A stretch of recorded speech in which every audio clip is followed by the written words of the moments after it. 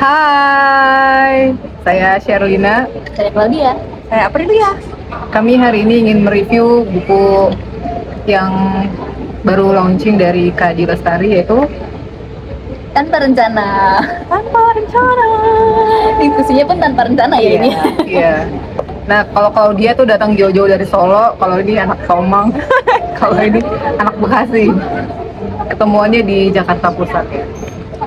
Oke, lanjut aja nih. Jadi sebenarnya kita bertiga itu alumni volunteer dari Ubud Writers Readers Festival 2024 Atau AP URF. Susah banget ya. buat komunitas. Buat kita sendiri enggak. Enggak, maafkan kami senior. Nah, kebetulan juga ternyata kita sama-sama pembaca. Iya, Sama-sama pembacanya buku Dewi Lestari. Di Lestari. Iya, di Lestari. Dan kebetulan kita juga beli bukunya di Ubud Writers and Readers Festival di hari launchingnya. hari launchingnya. Jadi Dulu dong kita buku punya kita ada ada tanda tiga, tangannya nih. ada tanda tangannya. Tapi aku nggak bawa dari Solo. Nanti ada dimunculin. Doib. Nah, hari ini kita mau membahas bukunya Kak Di Lestari. Sebenarnya bukan membahas, kita sotoy banget membahas Ya, kayak ilmu kita belum Sharing aja sharing. Mau sharing. Spoiler dikit. spoiler dikit. Oke, kita langsung aja ya supaya durasinya tidak terlalu panjang. Capek nih ngedit. Semangat ya ngeditnya. Oke, langsung saja. Ini buku Tanpa Rencana dari Di Lestari, isinya kumpulan cerita atau cerpennya dari Kak Di Lestari ya. Baik, Ada berapa banyak?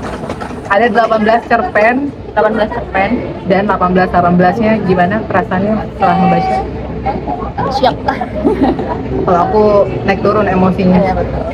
speechless sih Diana. Genset banget. Kita berhasil. Dia genset. Maaf ya. Sorry. Mau cari teman tapi sorry banget dia sendiri. Oke, lanjut. Jadi ada 18 cerita. Pertanyaan pertama, ekspektasi dari masing-masing kita Kakak dulu deh. dari buku ini. Kakak dulu. Oh gue, oke. Ekspektasi gue karena judulnya Tanpa Rencana, jadi bayangan gue itu novel kayak keren yang gue kayak ngecek perahu kertas. Jadi kayak ada alurnya gitu, ternyata setiap bab itu beda-beda. Jadi kayak gue, oh ternyata beda gitu. Jadi dia punya style yang baru dalam penulisannya. Atau mungkin gue nggak tahu nih stylenya di akan berbeda di setiap bukunya. Gitu. Jadi ekspektasi gue berkelanjutan, full satu cerita, tapi ternyata bukan.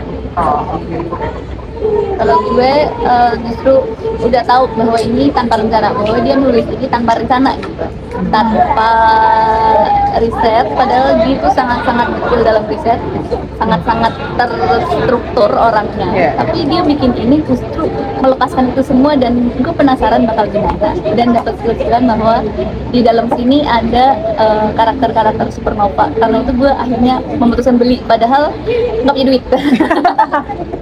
Oh ya dulu ya, kamu dari Solo ke Bali. Iya. Volunteernya semoga beda ya tahun depan. Naik sleeper bus lagi deh. Oh ya, mahal loh itu Kan fancy. cari experience bro. Oke bro. Oke, kalau aku ekspektasinya Gimana kak? ya sama sih, pada umumnya kan cerita-ceritanya di itu selalu iya, dan membawa pembaca itu masuk ke dalam imajinasinya dia, karena dia selalu ya tipikal tadi ya, dia jago untuk ngeriset terus, dan dia tuh detail menceritakannya. Jadi kalau dia bilang di suatu kondisi ada muncul angin dan segala macam, gue pribadi pembaca kayak ngerasain itu, membayangkan itu gitu. Bisa nge-project lagi. Iya, makanya kebawa emosionalnya. Jadi ada di beberapa part di bab ini aku juga ikut nangis. Betul, saya Sama, gue juga. Oke. Common response ya. Iya, berarti itu ekspektasi yang ternyata emang terjadi ya, Betul, yang betul. di bukunya ini. Tapi selalu sih cerita-cerita dia, mostly. Mostly ya sih. Oke. This one.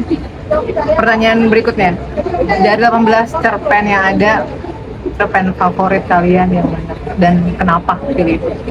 Mulai dari Dimulai dari ya lu. dari tadi.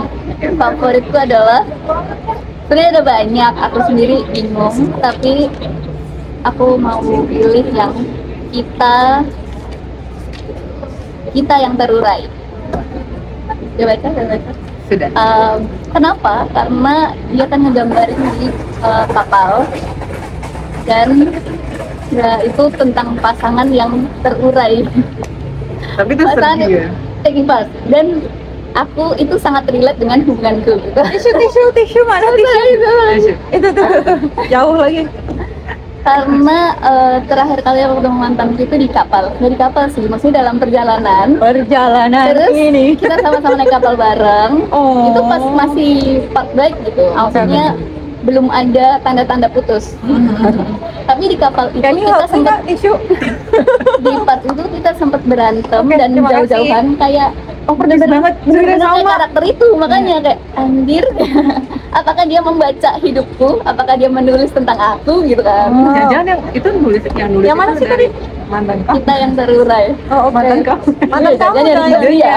Idenya. Idenya betul-betul. Tapi Sih, tapi dikembangin sama Kak Tapi Di. waktu itu kan belum ada tanda-tanda putus. gitu. Oh, oke. Tapi ya I remember.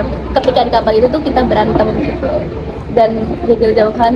Terus setelah putus, gue baca ini kan setelah putus nih kayak ternyata emang keputusan itu ya nggak bisa dihindarkan seperti yang digambarkan di buku di tulisan ini cerpen ini gitu bahwa ya mungkin memang jalannya mungkin memang seharusnya terurai dan biarkan kesedihan itu terurai bersama samudra gitu.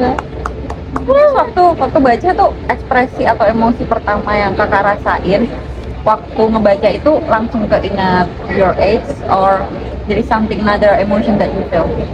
Ya ingat pasti karena sangat-sangat mirip gitu kayak Dewi Lestari ini menulis tentang aku gitu padahal siapa aku gitu tapi terlalu mirip sampai kok bisa gitu. You've been shocking. Iya tapi sedih jadi keinget kan. Do you crying ada? I'm sorry Gue for nangis di semua part sih. Oke. Iya. Bagian bapak gue nangis. Baru halaman awal gue nangis. Benar. Baru 20 halaman awal udah nangis. Iya. Itu sih dari aku. Kalian? Melanjuti Claudia, tapi emang hampir semua 18 ceritanya ini tuh itu kayak ceritanya tuh deket sih sama kita Iya, ya. ini Iya, relatable. Apa? Maksudnya relevan lah, kita ngalamin hal-hal itu walaupun Betul. tidak terlalu spesifik sama ini, tapi ibu sama ya begitu. Ya, kayak kita korban-korban. Tapi ini padahal sesimpel ini ya. Oh enggak deh, enggak jadi. Itu ada yang digaris-garisin, kamu mau ngasih statement? Tunjukin Enggak. dong. Tunjukin dong. Ini enggak. Aku ada menggambar-gambar. Tapi ini cocok loh sama kita. Meski langkahku ragu, tak tolak tubuhku terbalik siap meninggalkan di kapal. Kamu nggak pengen loncat tapi waktu itu? Loncat lah. Oh, pengen loncat. Jangan dong, jangan. Life must go on. Dan menariknya di part itu adalah dia menggambarkan suasana samudra atau lautan dengan berbarengan juga sama dia yang sedang berjarak sama pasangannya yang sempat ada ekspektasi kayaknya balikan nih jadi nih karena kan memang ada konflik ya tapi ternyata tanda-tanda itu Tidak muncul. Jadi di situ tuh agak naik turun. Maksudnya Betul. si cowok ada ekspektasinya tapi ternyata si cewek mempertegas dia mempertegas Iya, bahwa benar. kayaknya emang kita Udahan aja. udah selesai di samudra ini. Di samudra ini. Tapi gue relate sih, enggak sama yang di deck ya. Gue nggak di deck waktu itu, cuman relate. Di mana di kolam renang.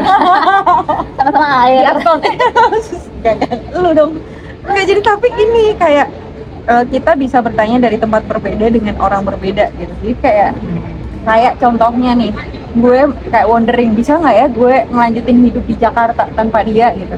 Bisa aja. Terus gue nanya ke Kak Shirley, gue inget dia ngomong gini, lo bisa you create something with yourself in this place with new story. Nah terus barusan kalau dia juga cerita kalau ya udah tempat ini jadi milik lo bikin aja story-nya. Ini juga ini Jakarta juga banyak memorinya ya. benar. I change our story yang tadinya gue sama dia jadi cerita gue sendiri. Gue punya memori sendiri di tempat ini. Masih checking lo dia ceritain. Saya mau sharing malu. Oke kalau Bentar kamu lagi nangis nih, ganti. Oke. cerita favoritnya. Kalau gue cerita favoritnya yaitu asam garam. Kayaknya kita bertiga suka ya. Oh suka. Kita suka asam garam.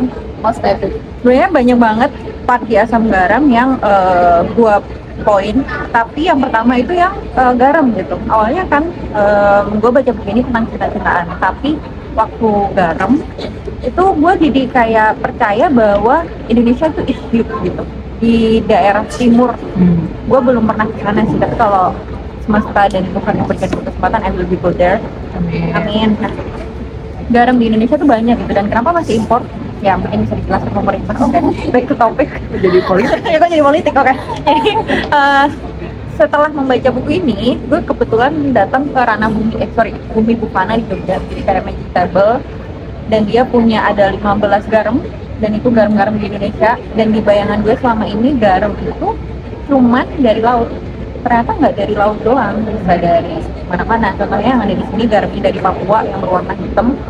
That's really true. Aku kira itu ternyata cuma bayangannya gitu, tapi ternyata dari Kak Shirley sendiri, dia research, dia baca kalau ini ternyata beneran ada gitu. Dan oke. Sebenarnya banyak kok hal yang harus digali dari Indonesia. Poin yang kedua, ini bacanya waktu di Ubud, waktu habis Pilates. Itu dia flexing emang. Dia bilang Pilates di Ubud. hidup mengambil banyak dari saya, Gaspar, tapi saya juga diberi banyak. Salah satunya mata air ini. Sama lagi sih. Nih kita tunjukin. Nih, Ubud di highlight sama. Sama juga. Berapa banyak kehilangan yang sudah kamu alami? Oke, Fun fact ya, Gaspar itu emang ada. oh iya. Iya, jadi Oke, halo Gaspar. Ya, gue nonton ada satu channel YouTube ya, dia mau acara Kadi. Oh iya. Ini tuh kondisinya, lokasinya emang ada di Jayapura, Sentani ya kalau nggak salah. Iya, Dan Sentani. memang ada tokoh si Gaspar itu. Oh iya. Tapi memang ide si garamnya ini tuh memang dari salah satu pembaca yang terpilih idenya untuk dituliskan oleh Kadi. Sorry. Oh, segitu. Salam kenal Gaspar. Sotoy banget lagi gue. Nah, ini sebenarnya gue banyak kehilangan ya, maksudnya nggak dewasa ini aja. Dewasa lu. Dewasa belum. Nah, gue kehilangan banyak hal gitu. Ini gue refleksi tuh karena sebenarnya di Ubud juga buat seru-seruan ya. Jadi kehilangan salah satu orang tua gue, yaitu almarhum bokap gue, itu nggak gampang buat gue gitu. Fase depresi, fase kehilangan, that's really comes to me. Kemudian kehilangan duit pasti ya, spend duit di Bali. Ketawa lagi, kayak kehilangan duit, enggak deh. Terus habis itu kehilangan beberapa teman yang mungkin udah nggak sefrekuensi, udah nggak nyambung. Mungkin kita di dewasa yang sekarang tuh merasakan hal tersebut gitu. Terus kehilangan seseorang yang berarti selama 9 tahun is not really easy for me, but yeah, life must go on. Tapi baiknya semesta itu ngasih banyak ya. Contohnya memberi banyak job, alhamdulillah. Mempertemukan dengan Kak Shirley yang cakep, Kak Claudia yang pinter juga, mereka berdua. Alhamdulillahnya. Terus di lain sisi juga ketemu banyak banget recall sama sahabat-sahabat lama. Itu digantikan kok, nggak harus dalam bentuk yang bisa terlihat langsung, tapi dari step by step ambil fun. Dan di buku Asam Garam tuh ada banyak hal. Yang terakhir, poin terakhir yang ketiga, ku ketahui rahasianya, cerita batinnya tanpa perlu kalimat berurai-urai, duka telah menalikan kami sedemikian begini. Jadi kayak, aduh gue merinding lagi. Di waktu Gaspar ketemu sama salah satu pemilik gedenya, kan dia saling nangis berdua itu. Kalau lo ketemu orang yang bener-bener genuine, bener-bener sefrekuensi sama lo, bisa ngebaca aura dan energi lo tanpa ngomong pun dia bisa sharing dan bisa ngerti apa yang lo rasain, dan let's to hug you. Seberapa banyak lo kehilangan, masih banyak pintu-pintu pengharapan buat memeluk lo di kemudian hari. Anjay Tipis banget ya. Iya lagi. Tapi benar sih, dan di hidupnya juga kan air mata tuh kita keluarkan untuk jadi pengharapan baru, untuk jadi sungai, apa sih namanya? Apapun Tuhan lo ya, Telaga itu yang bisa memberikan sesuatu ke kita. Jadi kesedihan tuh bakal balik lagi nanti jadi berkat-berkat yang lain. Luar biasa. Kadi. Nah, sekarang Kak Ya, Shirley. kalau gue sebenarnya kalau gue favorit agak susah ya, karena semua bagus semua. Tapi kalau yang agak relate mungkin beberapa tahun ini ya, temanya judul di balik papantik. Nah, di balik papantik itu menceritakan bahwa kalau mungkin Kak Di waktu itu sedang mengalami kesulitan dalam penulisan di buku ini ya, karena di sini tuh dia kayak mengekspresikan antara benturan isi pikirannya atau ide dengan sesuatu hal yang sulit dia tuangkan dalam bentuk tulisan gitu. Jadi itu agak relate sama gue karena ada momen-momen gue kayak mempertanyakan gitu, kayak pertanyaan ya, dia tuh lu mau ngapain sih? Oh iya. Belum ketemu atau berjalan di petnya ya. Udah berdoa tiap saat, udah mencoba A, B, C, Z untuk mengumpulkan keping-kepingan, maksudnya kayak oke, ya puzzle-nya oke akan jadi seperti ini, tapi nggak muncul gitu. Maksudnya nggak muncul langsung signifikan, langsung langsung oh yaudah lu petnya di sini gitu. Dan jujur ini tuh ada berapa ya, 1, 2, 3, ya 4 halaman yang dimana gue ngerasa emosinya Kak Di saat menyuruh menyuruh pikirannya untuk ayo keluar idenya, ayo keluar idenya, atau dia lagi memprovokasi ya pikirannya supaya mana idenya, mana itu kayak nyampe ke gue gitu. Karena ada momen gue nggak tahu ya, tapi kayak mostly manusia ngalamin ini sih, ketika lu ngalamin stagnan itu kayak nge-push gitu. Iya benar. Ayo dong gitu. Kan apa gitu? Benar. Iya. Dan apa ya? Dari part ini gue mengerti sih kenapa Kak Di menulis dengan sangat nge-push dirinya gitu ya, untuk mempertemukan ide dan imajinasinya akhirnya dituangkan dalam sebuah tulisan. Karena ternyata buku ini memang launching di Ubud Writers and Readers Festival Bali, tapi ternyata itu emang sudah didesain di tahun sebelumnya bahwa Kak Di akan melaunching buku ini tuh di Ubud Bali, dan dia pengen apa tadi yang lo dia kan sempat bacain salah satu cerita ini di Ubud, jadi dia pengen buku ini berawal di Ubud dan berakhir di Ubud juga. Ya. Merinding sih gue. Konsep penulis yang menurut gue idealis. Dia menantang dirinya sendiri. Dan di sini gue kenapa bilang mungkin waktu itu Kak Di mengalami kesulitan menemukan ide saat menulis ya, karena di paragraf terakhir dia bilang kan, ketiadaanmu maksaku untuk akhirnya bercerita tentang ide titik. Ya berarti di sini momen dimana ya Kak Di lagi, seorang Kak Di punya momen dia kesulitan ya writer's block. Tadinya sebelum kamu cerita sharing gitu ya, aku ngebacanya paling kayak ya namanya penulis writer's block tuh sangat normal gitu ya, paling ya dia cerita tentang writer's blocknya aja gitu. Tapi ketika kamu bilang kayaknya semua orang tuh punya momen ketika dia bener-bener kosong gitu, bener-bener ngeblok gitu, dan emang gitu. Terus kita jadi nge-push diri sendiri, kita harus gimana mempertanyakan diri gitu kan. Itu ya juga ya, gue baru ke hit button gitu, kayak tadi aku sempat cerita juga sama si April kan, bahwa ternyata gue sebelumnya ketemu teman gue yang lain, gue ketemu si April, dia bilang ketika kita lagi banyak masalah kan numpuk, terus tadi lo bilang ya let it go aja, biarin berjalan aja gitu kan. Wise itu gue. Mau lupa lagi. Gen Z juga bisa wise. Oke. So, ternyata ya bener, emang si di ini kan juga writer's block, tapi dia ya udah ditulis aja itu blognya.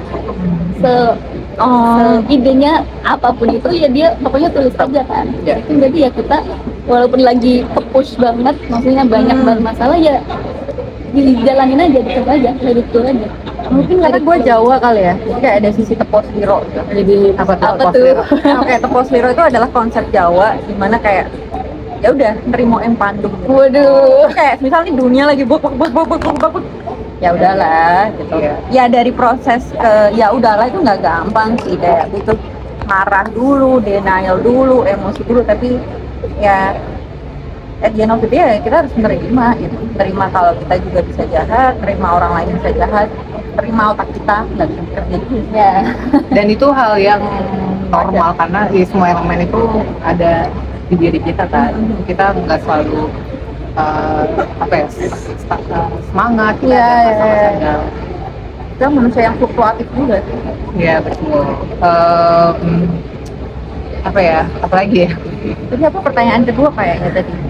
Udah selesai. Udah. Ya favorit lain mungkin. Gue ada. Ada Lain banyak sih. Mungkin bukan hanya sekedar favorit tapi mengagetkan.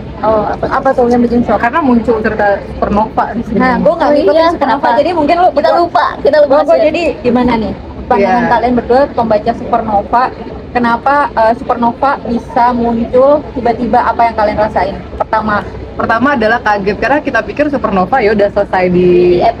Iya, selesai di situ gitu. Ternyata di sini muncul tapi versi reunian. Oh iya, itu kan versi karakternya.